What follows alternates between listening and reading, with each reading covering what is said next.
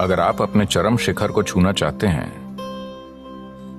तो आपको हर चीज से आशीर्वाद मिलना चाहिए। इस तरह जीने का एक तरीका मौजूद है।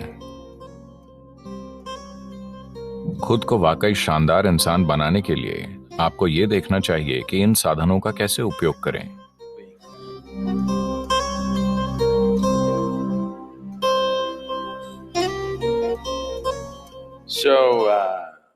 तो ये 7 महीने कई तरह से जाने पहचाने ढांचे तोड़ने और खुशी खुशी नई चीजों में कदम रखने के लिए बनाए गए थे। वैसे आप में से कुछ इच्छुक थे, कुछ को थोड़ा धक्का देना पड़ा और कुछ को ज्यादा धक्का, पर सभी ने अच्छी साधना की। तो ये बहुत अच्छा है कि आप यहाँ आए हैं। कई लोग कह रहे हैं कि साधना पद के लोग वाकई शानदार हैं। ये अच्छा है,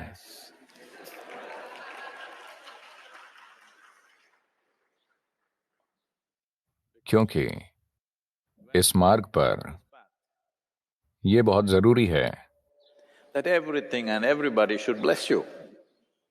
कि हर चीज और हर व्यक्ति आपको आशीर्वाद दे।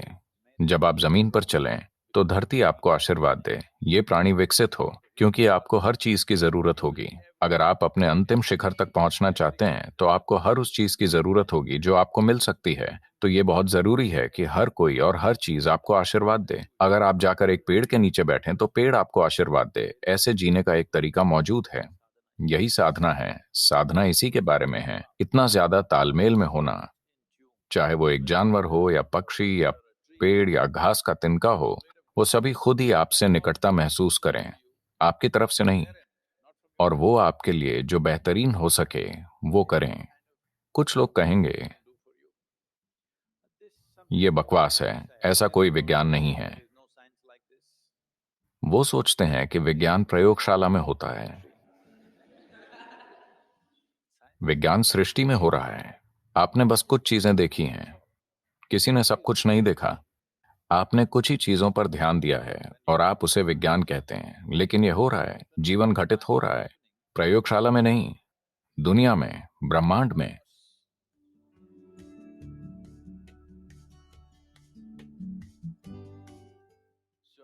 तो एक मददगार माहौल बनाना ही इस संस्कृति का मुख्य उद्देश्य था हमेशा।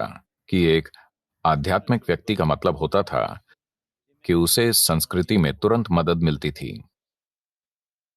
जैसे आपने ध्यानलिंग मंदिर में कुछ पैनल देखे हैं, आपने तमिलनाडु के संतों और सिद्ध लोगों के पैनल देखे हैं। उनमें से एक यही दिखाता है, अगर किसी में आध्यात्मिक होने का कोई लक्षण है तो भले ही वो आपको मारना चाहे, आप खुद को नहीं बचाएंगे उस हद तक। यहां तक कि अगर लोगों के पास अपने या अपने बच्चों के लिए भोजन नहीं होता था और वो किसी को आध्यात्मिक मार्ग पर देखते थे तो पहले उसे भोजन देते थे, क्योंकि उन्हें लगता था कि वो अपने जीवन का हमसे बेहतर इस्तेमाल कर रहा है। हमें अपनी संस्कृति में ऐसा माहौल बनाना होगा। ऐसा नहीं है कि आज हम जाकर भोजन के लिए लोगों पर निर्भर रहने लगें। हम दूसरे तरीकों से चीजें कर सकते हैं। मैं इकोनॉमिक फोरम में था तो हर कोई मीटिंग्स में व्यस्त था। हम एक मीटिंग से दूसरी मीटिंग में जा रहे थे। ये 5 दिन का पागलपन जैसा था। पर हर जगह कुछ कॉफी काउंटर थे और नाश्ते के काउंटर थे, वो वहां रखे हुए थे। लोग कभी भी जाकर खा सकते थे, क्योंकि लंच डिनर किसी चीज के लिए समय नहीं था। हम दिन भर लगे हुए थे। मैंने देखा, मैं कोई बयान नहीं दे रहा हूं किसी भी इंसान पर नस्ली टिप्पणी, लेकिन मैं बस गौर कर रहा था। ज्यादातर लोग बस ऐसे आते थे, सभी सूट बूट वाले लोग। वो ऐसे आकर जो चाहते थे उठाते थे। अगर उन्हें पसंद नहीं आता तो वो बस उसे वहीं छोड़ देते, कूड़ेदान में डालकर चले जाते। भारतीय लोग थोड़ा पीछे खड़े होते हैं और धीरे धीरे आगे जाते हैं। जापानी लोग, सभी ऊंचे एग्जीक्यूटिव और वैसे लोग, वो ऐसे लोग नहीं थे जिन्हें आसपास घूमना नहीं आता। वो आते, काउंटर 5 फीट की दूरी पर था। जब वो वहां आते, वो इस तरह उठाते थे, नीचे झुककर। मैंने कई बार ये गौर किया। मुझे लगा कि ये बहुत बढ़िया है कि वो किसी से ग्रहण भी नहीं कर रहे हैं, नाश्ता बस रखा हुआ है, पर उसे उठाते समय उसके प्रति एक कृतज्ञता और भक्ति भाव मौजूद है। वो आखिरी कुछ कदम झुककर चलते हैं। एक एक पूरी तरह से कॉरपोरेट माहौल में हर कोई सूट बूट में है, ठीक है? वो बस उनमें से हर कोई, वो इसे सचेतन होकर भी नहीं कर रहे, वो बस कर रहे हैं। मैंने ये बार बार देखा वहां बैठकर। जब भी कोई जापानी व्यक्ति कुछ लेने आता, वो झुककर आगे जाते और उठाते।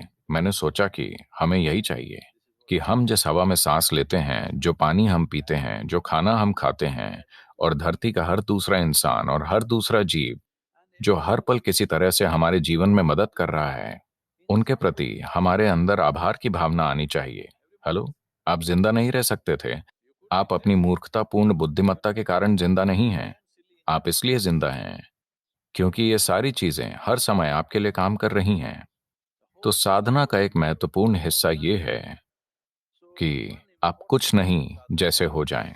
अगर आप कुछ नहीं नहीं बन सकते, तो कम से कम ब्रह्मांड में बाकी सभी लोगों से छोटे बन जाएं।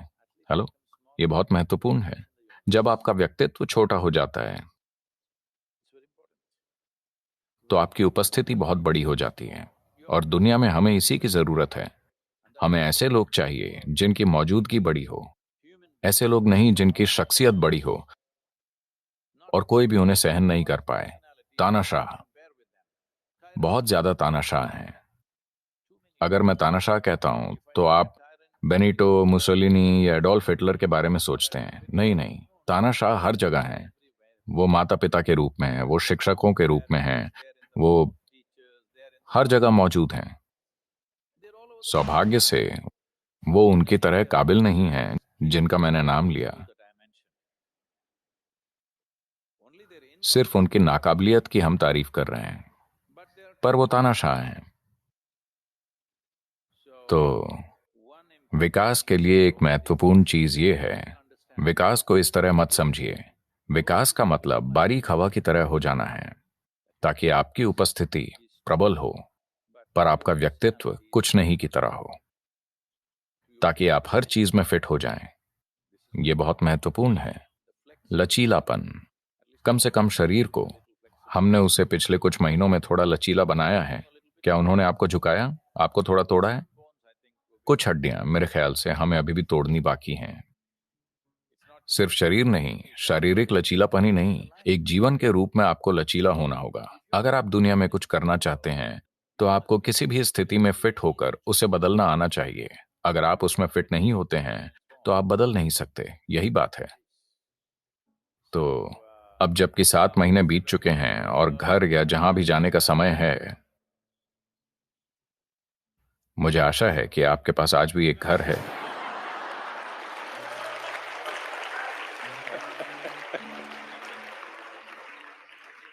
नहीं नहीं, मैंने बहुत जीवन देखा है। 7 महीनों में बहुत कुछ बदल सकता है।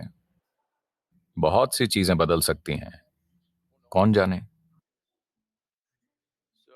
तो आप जहां भी जाएं, साधना जारी रहनी चाहिए, ठीक है? साधना ऐसी चीज नहीं है जिसे आप याद करें, अरे हमने साधना पद किया था, बहुत अच्छा था। ये इस बारे में नहीं है। साधना जारी रहनी चाहिए। आपको आपको ये देखना चाहिए कि खुद को एक वाकई शानदार इंसान बनाने के लिए इन साधनों का उपयोग कैसे करें। मुझे ऐसा होते हुए देखना है।